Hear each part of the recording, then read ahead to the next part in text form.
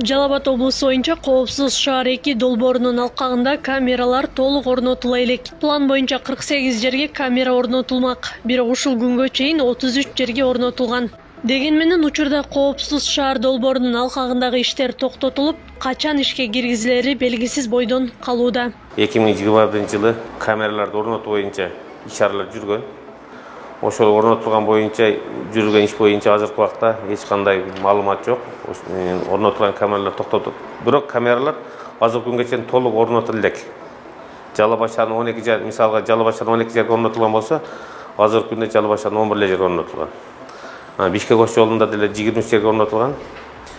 Жалал Абад казарма автожолунун 6 жерге орнотуш керек, ал жерге 4 жерге орнотулган. Калган камералар орнотулду элек. Долбоор алкагында Жалал Абад шаарынын жергиликтүү бийлиги тарабынан аткарыла турган иштер жасалган. Ал эми шаардагы жолдордун сызыгынын жаңыланышы пландык жумуш экендиги, коопсуз шаарга мунун эч кандай тиешеси жок экендиги айтылды.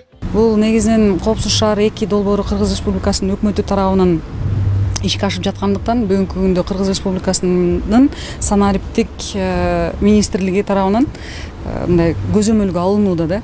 Ошон үчүн биз кайсы убактан баштап иштеп кетерин, кайсы ушул числодон баштап мына ушул убакыттан иштеп кетет деген сөздү айта албайбыз да. Буга чейин санариптик өнүктүрүү министрлиги долбоордун 2 баскычын ишке киргизүү 2022 жылдын март айына бара тургандыгын, кийин болсо июнь айында толук ишке кирерин жарыялаган.